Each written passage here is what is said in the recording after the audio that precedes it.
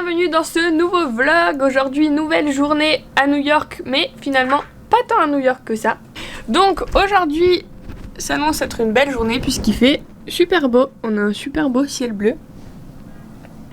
On espère qu'il fera un petit peu moins froid qu'hier, mais dans tous les cas c'est pas grave puisqu'aujourd'hui on sera principalement en voiture puisque on part à Philadelphie. Le programme du jour, récupérer la voiture chez Hertz sur Lafayette Street, donc c'est dans Manhattan. Ensuite on va faire un petit arrêt sur la route à Walmart, puisque c'est l'occasion, puisque dans New York il n'y en a pas vraiment des Walmart. Et ensuite c'est un peu la liste de tout ce qu'on aimerait bien faire sur Philadelphie. Après si on fait pas tout, c'est pas très grave. Et on rendra la voiture ce soir avant 22h. Donc ça va nous faire une bonne journée, puisque là il est actuellement 7h45, on est à la bourre. Philadelphie après c'est apparemment 1h30, 2h de route. On avait vraiment voulu prendre une voiture aujourd'hui pour le côté un peu road trip et puis pour sortir un peu de New York, pour découvrir les paysages qu'il y a autour de New York même. Donc voilà, c'est parti pour une nouvelle journée. Je vous prends avec nous comme d'habitude et puis voilà, c'est parti. Allez, comme d'hab, je vous filme la petite rue en dessous de l'hôtel. Et il fait pas chaud non plus aujourd'hui.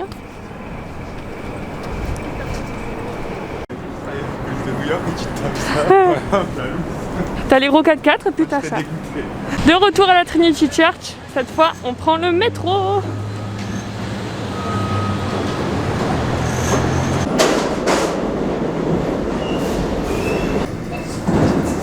This is Queens BMW. Next stop is Cortlandt Street. Stand clear to close the doors, please.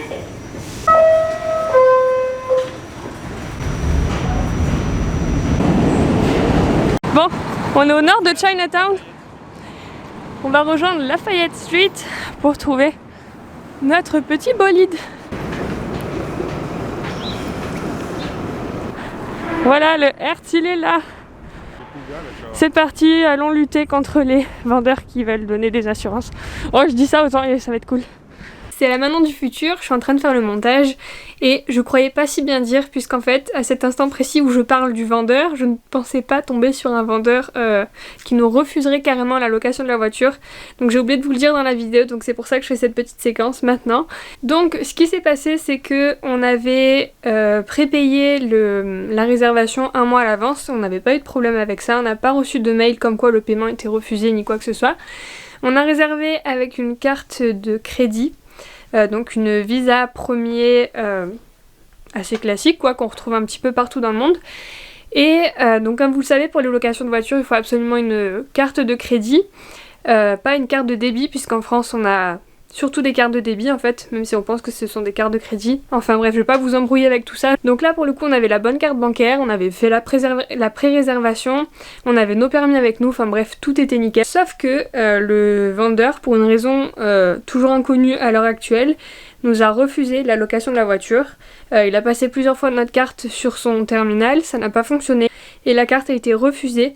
Donc voilà, il disait qu'il fallait absolument avoir une carte américaine, sinon il pouvait pas nous louer le véhicule.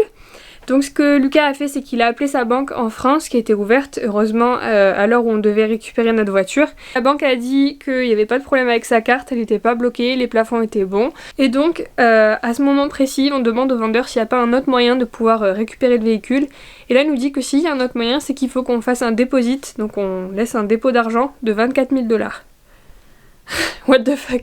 Donc bien évidemment on a refusé et en fait il nous a tenu tête en nous disant que notre carte n'était pas une carte de crédit, alors qu'il est écrit noir sur blanc dessus, qu'on a appelé la banque, que la banque a encore bien dit que c'était une carte de crédit, mais il a pas voulu du tout. Pour lui c'était une carte de débit, c'était une carte française, c'était pas valable aux États-Unis, donc on est reparti bredouille.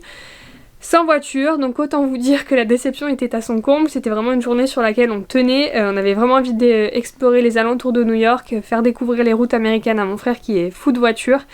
Donc c'était un gros moment de déception. On n'avait pas de plan B en plus, donc on s'est posé dans un McDo, on a eu le wifi et on a essayé de chercher une autre solution pour pouvoir aller à Philadelphie. Je vous laisserai regarder la suite du vlog, mais en tout cas voilà, c'était un gros coup dur sur le coup. Donc faites attention avec vos cartes et lisez bien les commentaires sur internet. S'il y a beaucoup de négatifs, n'y allez pas. Moi du coup je vous déconseille fortement le Hertz de Lafayette Street sur Manhattan du coup. N'y allez surtout pas parce qu'en plus le gars était vraiment exécrable. Au début il était sympa et au fur et à mesure il a perdu patience, ça l'a énervé. Donc après en refoirfouillant un petit peu tous les avis sur Google, j'ai vu que beaucoup de personnes avaient eu le même problème que nous, que tout simplement Hertz n'avait pas voulu leur laisser la voiture pour des raisons inconnues mais apparemment liées à la carte bancaire. En attendant on est rentré, on n'a toujours pas eu de remboursement, donc voilà, notre journée de location c'est dans le baba. Donc voilà, en tout cas il y avait un gars qui était à côté de nous dans un autre guichet qui nous a dit ne louez jamais chez Hertz parce que lui aussi il avait des soucis alors que il était tout en règle aussi, donc voilà, donc c'était un américain pour le coup, donc c'est pas un problème de compréhension, c'est vraiment un problème de règles, etc. On lui a même expliqué au gars du guichet qu'on avait déjà loué chez Alamo une voiture avec notre carte, c'était bien une carte de crédit. Il nous a dit oui mais les conditions chez Alamo ne sont pas les mêmes que chez Hertz, blablabla, enfin bref, il nous a embrouillé.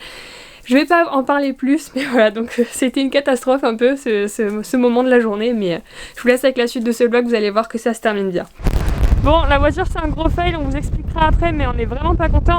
Là on passe devant le magasin Macy's, qui est célèbre pour ses vitrines de Noël. C'est trop joli. Là c'est un petit jeu apparemment de Noël. Et la dinde est prête. Je vous expliquerai encore une fois tout à l'heure, mais là du coup on va essayer de prendre le train pour quand même aller à Philadelphie. Donc on est à Penn Station. Et normalement il y a des trains qui font 1h10 en boutier en courant, on sait pas combien ça coûte, on sait pas où est-ce qu'il faut prendre, etc. Donc on verra si c'est faisable, et si c'est pas faisable, ben, on restera sur New York et ce sera très bien aussi.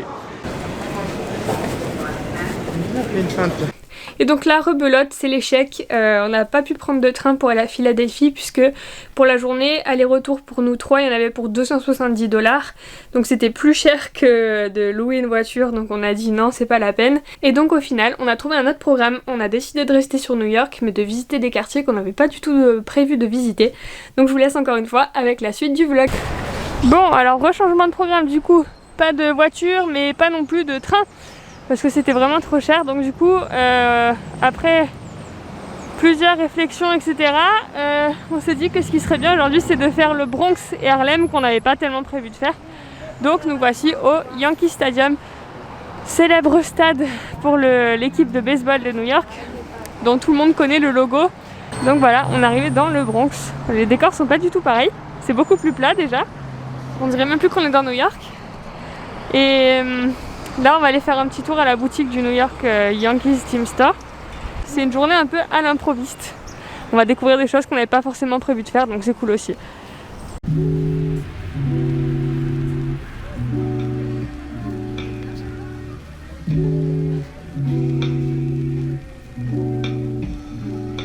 Ah ouais.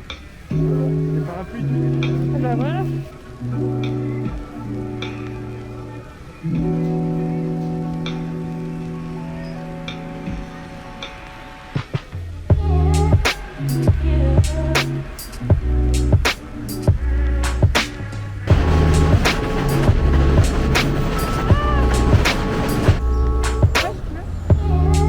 Notre petite route dans le Bronx.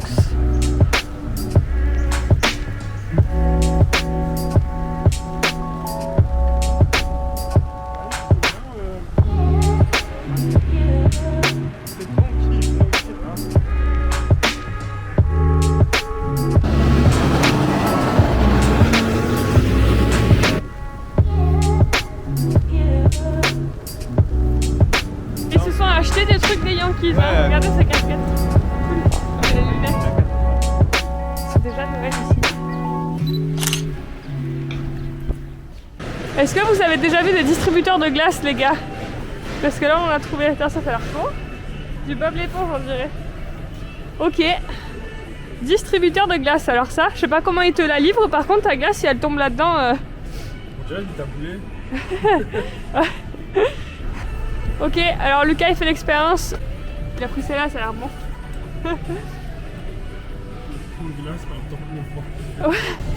Ah ouais d'accord, regardez dedans en fait c'est des bacs de glace, d'accord. Ah ça a l'air bon. Voilà, distributeur de glace pour la première fois de ta vie. C'est quoi ce truc? C'est un cookie géant. C'est de la glace au milieu? Ouais. Ah moi je pourrais pas croquer là, j'aurais trop mal aux dents. Alors? Trop bon. C'est bon? Maintenant à gauche c'est Marshall. Si vous nous connaissez, la première fois et là on y avait été. C'est le magasin dégriffé avec plein de marques. Regardez ce qu'on a trouvé les gars. Des pulls moches. Ah celui-là t'as vu? Avec des tacos. Trop beau. Ça coûte 20 balles quand même. Ouais, c'est pas donné. Je pensais que ce serait un peu moins cher. La lise. Des trucs de muscu. Vous voyez c'est très grand. Plein de trucs. Ah ouais, stylé. Les nets.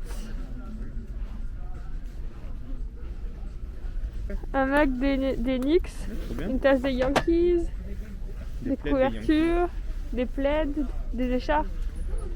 Et même tous les petits trucs de Noël déjà.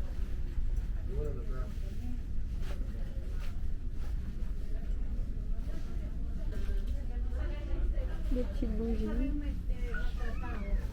Du coup j'ai trouvé quelques trucs chez Marshalls, dont des petits cadeaux pour mes parents et ce magnifique poney. Je le trouve trop beau. Donc là on va chercher un truc à manger parce qu'il est 14h et que comme d'hab on n'a rien mangé encore. En tout cas j'aime trop, c'est vraiment la vie locale ici. Bon au fait on regarde le prix de l'essence ici, donc du coup le normal c'est 3,53 le gallon, sachant qu'un gallon c'est à peu près 4 litres, donc ça fait moins d'1 € le litre. C'est toujours moins cher que chez nous hein, sur ce point là. Ça pour ça ils ont de la chance. Même si apparemment selon les expats ça a un peu quand même augmenté. Bien moins que chez nous quand même. Un autre truc qu'il faut savoir avant d'aller dans un resto ou quoi, c'est de bien regarder la lettre qu'il y a devant les vitrines. Ça vous indique selon A, B, C si c'est de bonne qualité ou pas. Enfin en tout cas si les inspections sanitaires ont décrété que c'était un endroit propre. On a trouvé un petit resto, toujours dans le Bronx. Alors le nom c'est Giovanni. Donc c'est un resto un peu italien. Vous avez des pâtes, des pizzas et d'autres choses aussi, d'autres spécialités. Donc je vous montre ce qu'on a pris. Moi j'ai pris une slice of pizza, of course. Mais mon frère il a pris ce qu'on appelle un hot heroes. Donc apparemment c'est des sandwichs avec plein de choses dedans. Donc mon frère je crois qu'il a pris le cheesesteak, c'est ça? Ouais. Donc c'est la spécialité de Philadelphie normalement, c'est avec des vrais bouts de steak dedans, pas des steaks hachés, des vrais bouts de steak. Et il a mis en plus des... il a mis des poivrons en plus. Et toi t'as pris quoi d'autre? Poulet parmesan. Poulet parmesan, mais alors en tout cas ça fume, je sais pas si vous voyez mais ça a l'air trop bon. Ça a l'air méga bon. Et voilà, donc on est posé là, avec une petite vue sur la rue. Et un resto très mignon, avec des gens très gentils à l'intérieur. Donc bah voilà, c'est cool. Ça a l'air sympa. Bon appétit. Ah voilà. J'adore. Bon, comme mon père m'a dit, hein, on les plie, c'est la mode de l'Est, comme ça. Allez, santé.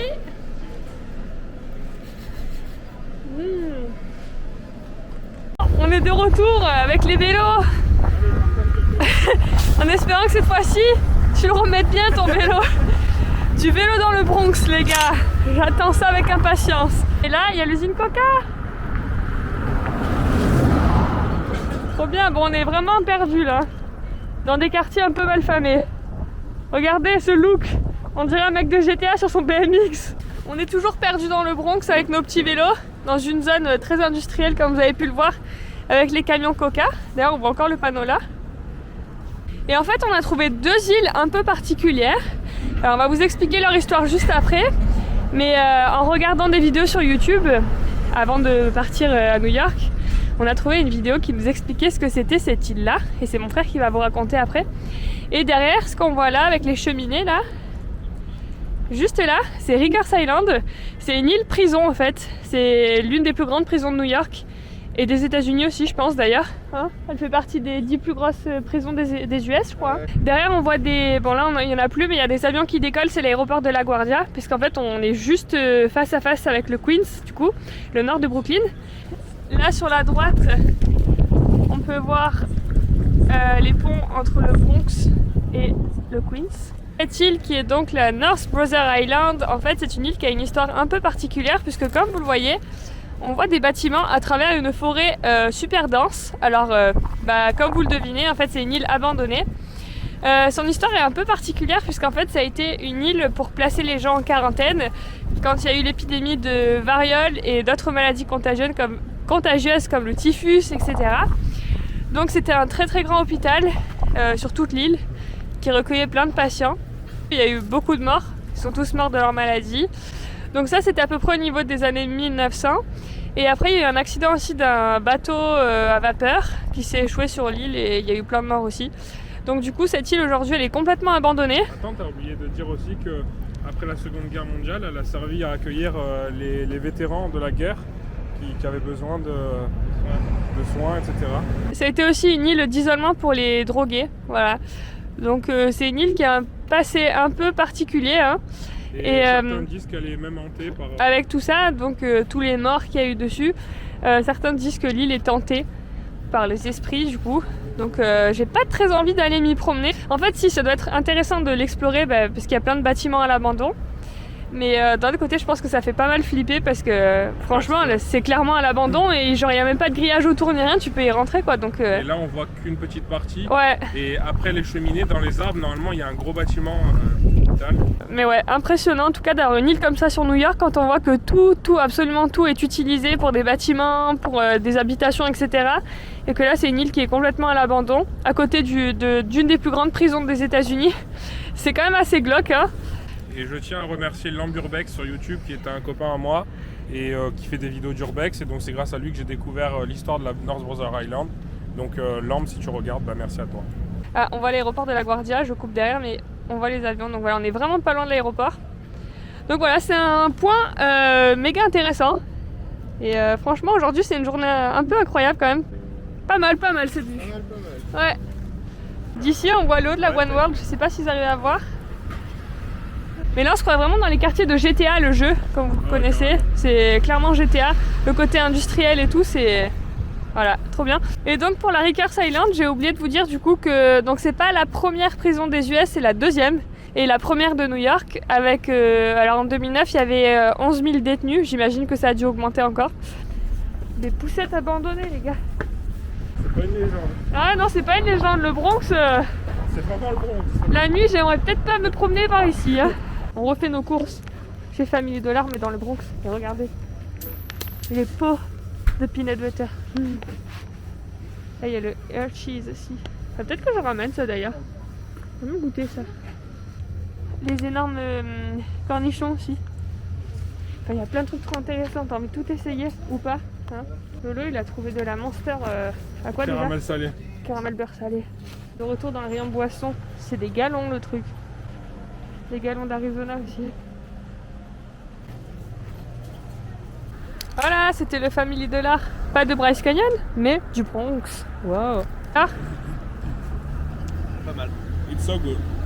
le Bronx et nous, c'est fini, notre histoire est terminée, on s'en va. Au revoir le Bronx, c'était fun. Maintenant on retourne dans le métro. Qui est pas très propre d'ailleurs. Mais voilà, c'était une expérience à part entière les gars, franchement. Oh, c'est dégueulasse. C'est dégueulasse. Oh, ça pue en plus, on va mettre le masque.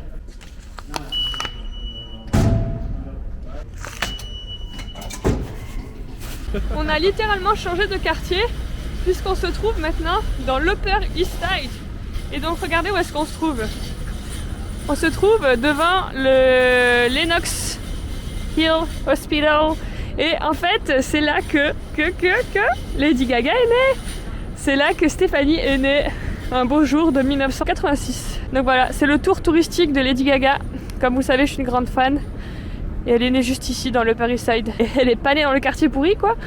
Donc voilà, donc on va continuer. Bon, il y a toujours les poubelles. Et ouais, on va continuer notre petit tour dans le quartier, puisqu'apparemment c'est un des plus beaux quartiers, les plus aisés de New York. Donc voilà, avec toujours les petits bâtiments et les petites échelles. Alors on est toujours dans le Upper East Side et c'est vrai que c'est très joli. Regardez les petites terrasses. Alors ça apparemment, ça n'existait pas vraiment avant le Covid. Ils ont lancé cette mode de terrasse un peu Comme en extérieur. Française, on va dire. Depuis le Covid, regardez comme c'est beau. Comme j'avais fait dimanche, je vous avais pris un petit peu comme ça, sans parler, pour que vous captiez juste un peu les sons et les ambiances de la ville. Donc c'est ce que je vais faire maintenant. Je vous laisse aller 30-45 secondes sans que je parle, juste à se promener. Comme ça, vous pouvez vous imprégner un peu de la ville. C'est parti! Surtout qu'ils vont écouter les conneries de Lulu et Lolo.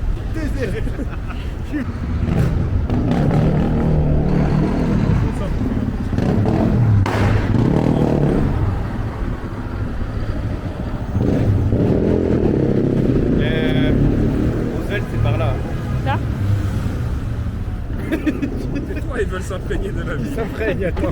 Ta gueule. Ils ont tout gâché. Ah ben regardez, il y a la FDNY là. Man, tu pourrais. On voit de sa rue, on voit la Putain, c'est vrai que j'ai oublié de regarder sur la piste robot. Sinon, regardez où est-ce qu'on arrive, c'est trop beau. Ça ressemble au petit jardin qui est en bas de notre hôtel.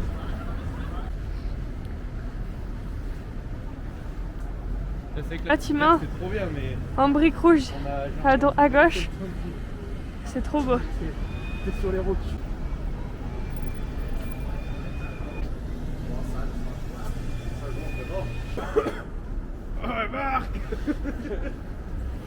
Waouh, l'hôtel il est beau. Tata. I'm gonna piss my pants. Bon, du coup, maintenant on a traversé un petit peu. Oh, le camion Dunkin' Donuts. Ouh, ça doit être bon tout ce qu'il y a à l'intérieur. Maintenant qu'on a traversé Parryside, on va faire la Roosevelt Island. On va prendre le tramway qui a l'air splendide puisqu'on va survoler un petit peu quelques buildings. Oh là là, c'est déstressé du klaxon ici aussi. Beaucoup plus que dans l'ouest pour le coup. Et donc voilà, on va faire un petit peu de... Comment ils appellent ça un tramway en fait, mais c'est plus un téléphérique. Et vous allez voir, ça va être trop bien. Donc du coup, si vous voulez faire ce petit téléphérique, sachez que la carte de métro fonctionne ici, vous n'aurez rien à payer, c'est inclus.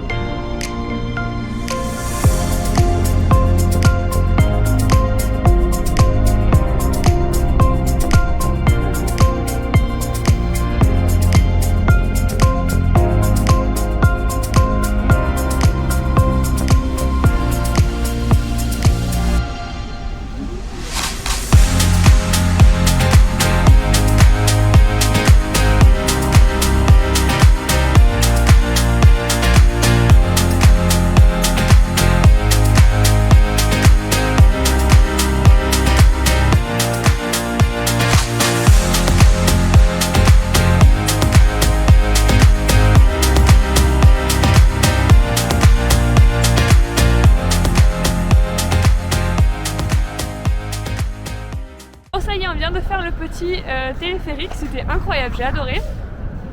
On passe juste à côté des buildings et on arrive à voir ce qui se passe chez les gens. Donc il y avait des gens qui étaient en train de manger, il y en a qui étaient en train de regarder des dessins animés, il y en a qui étaient en train d'être sur l'ordi et tout, enfin c'était trop bien. Donc là du coup on est sur Roosevelt Island, c'est quand même une île qui est pas mal développée, il y a beaucoup d'habitations. Il y a des transports en commun dessus, il y a aussi des petits restos.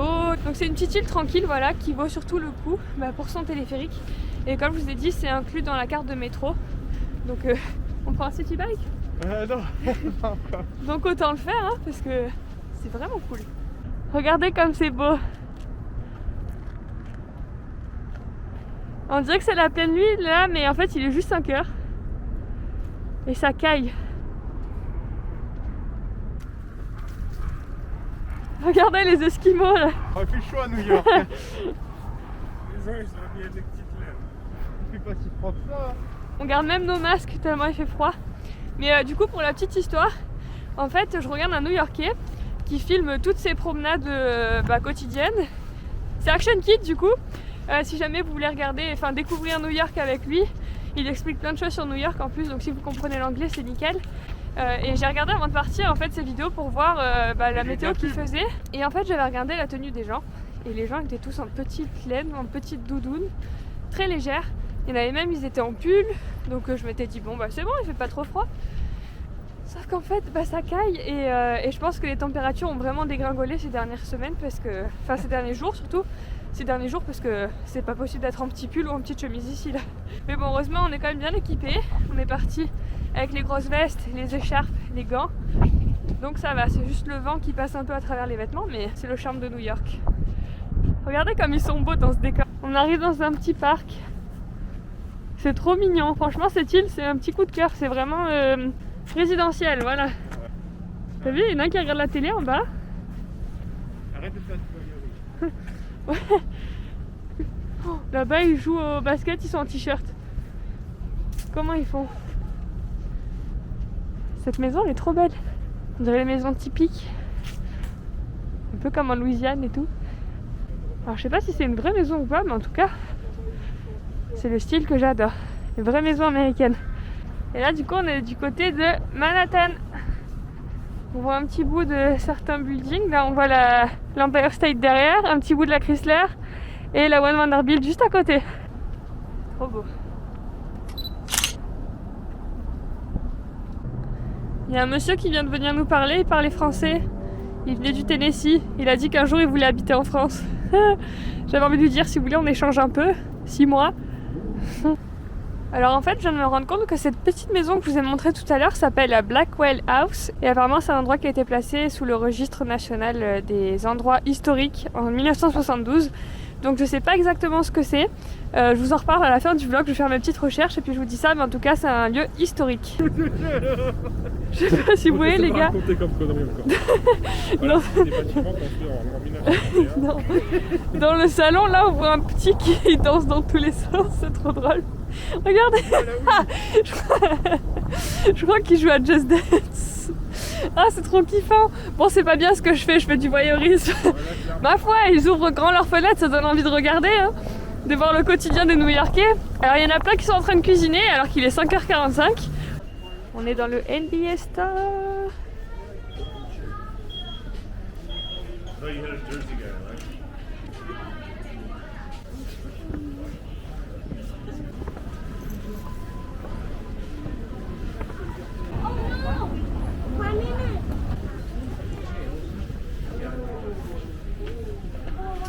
On met les casquettes. Ouais.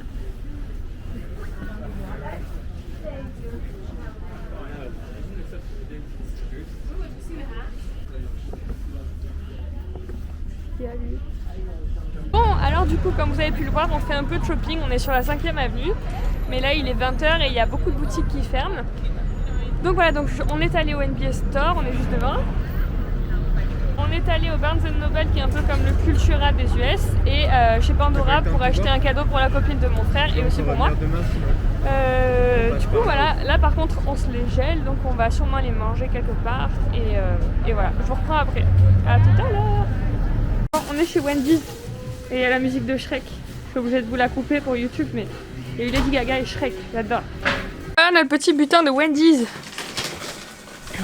T'as pris à quoi du coup ton burger? Je sais pas, j'ai pris un classique, je crois. Alors c'est la première fois qu'on teste. On n'a jamais fait Wendy's. Moi j'ai pris une salade parce que du coup, étant végétarienne, c'est un peu difficile de trouver des burgers sans viande. C'est un médium. Ouais, c'est une taille médium. C'est la tacos. Donc on met des tacos dedans, on mélange avec, on met une sauce qui est chaude en fait. Alors je sais pas trop ce que c'est. Ça doit être une sauce piquante qui se mélange avec de la crème. Et ils m'ont mis aussi une sauce salsa. Donc voilà, c'est intéressant de découvrir des nouveaux fast-food qu'on n'a pas en France. Bon app! Bon app! Pas mal l'expérience Wendy's. Ouais, franchement, la conception de la salade chez eux me plaît beaucoup. Donc là, j'ai tout installé. Je me suis monté la salade. Je sais pas si ça se dit. Du coup, j'ai mis les tacos. Là, c'est du cheddar. Il y a des tomates, de la salade. Et par-dessus, en fait, ils m'ont mis du coup la sauce que je vous ai montrée. C'est une sauce chaude. Un peu comme dans les faritas, donc il y a des haricots blancs, des haricots rouges et un peu de viande aussi, de la sauce piquante. Des oignons. Et par-dessus, bah, du coup, la crème fraîche à l'ail, ça m'a l'air trop bon. Genre les salades chez eux, au moins c'est pas fade. J'adore. Je vais tester ça tout de suite avec grand plaisir. Ah ouais. Bon les amis, on a laissé le petit Lolo à l'hôtel parce que figurez-vous que on va faire notre premier ciné américain. Au début je voulais aller voir House of Gucci, mais finalement il dure quasiment 3 heures et il est déjà 22 heures, donc on va éviter de trop traîner. Donc du coup on va voir le nouveau Disney qui s'appelle Encanto. Ça risque d'être super cool aussi. Et voilà, on va tester l'expérience américaine. Ça fait très longtemps que j'ai envie de faire un ciné aux US, donc je suis vraiment trop contente de pouvoir y aller là. Même si je vous avoue qu'on est fatigué parce que depuis 6h50 ce matin, c'est un peu fatigant, mais bon, comme j'ai dit, on dormira quand on rentrera à la maison. Et puis on vous emmène avec nous pour cette petite expérience. Ça a l'air d'être un beau ciné en plus, donc il fait toujours aussi froid. Ah ouais, il fait froid. Vous vouliez de voir de la déco de Noël les gars, regardez ces sapins. C'est sublime. On dirait les sapins dans les films. Ah, c'est trop beau. Le cinéma il s'appelle Regal Cinemas. Juste en bas de la One World. Ouais, c'est là. Voilà, notre premier ciné, il est là. Waouh.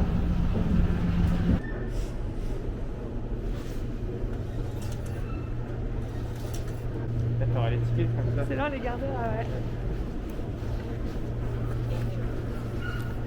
Quelle salle?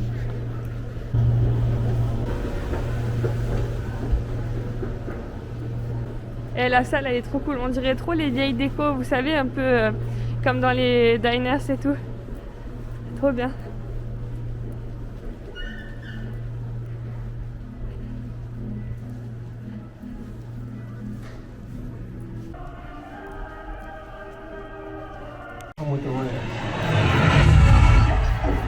Slow as molasses. He's beneath the standards of this franchise. That's what people said about me when I came here.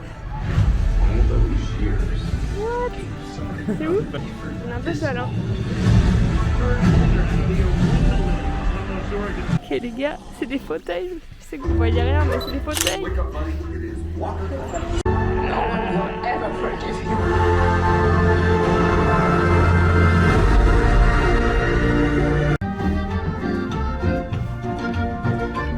Ça y est, on sort du ciné, c'était trop cool.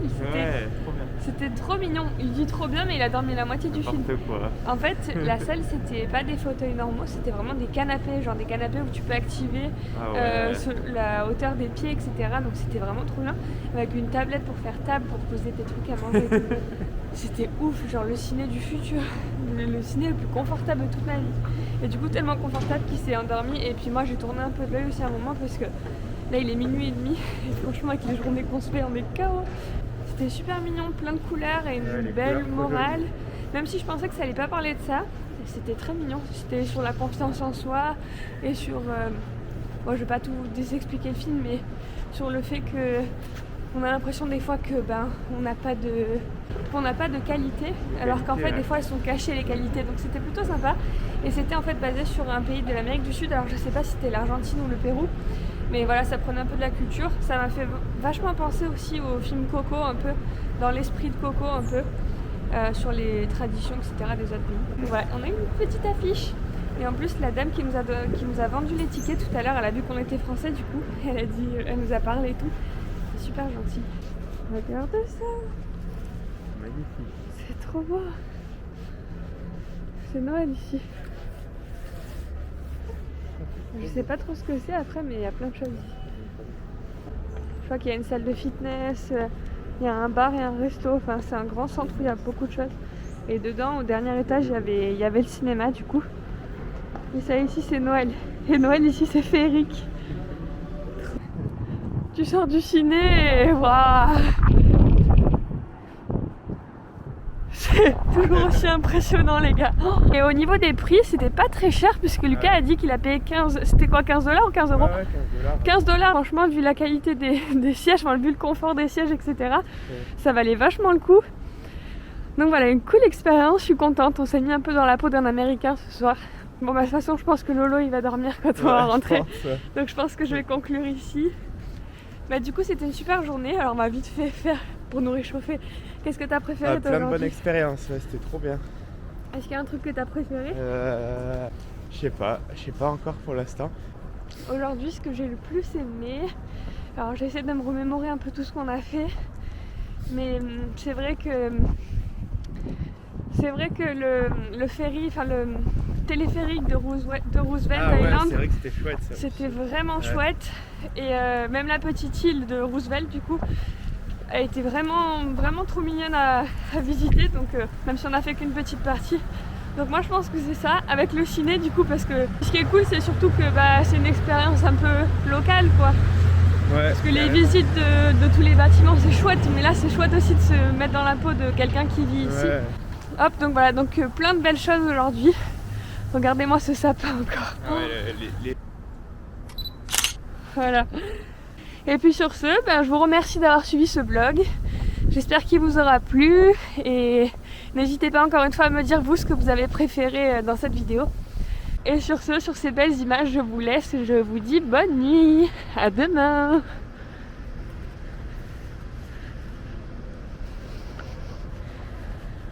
Et bien sûr le traditionnel. C'est une pisseuse en même. Ouais, c'est un peu trop pisse. Les gars, on a changé littéralement de quartier. Attendez, vous voyez pas. Ah. Pas mal. It's so good. Oh, le stress, ça tient. Il est dégueulasse, vous voyez. Il est dégueulasse. En plus, il a fait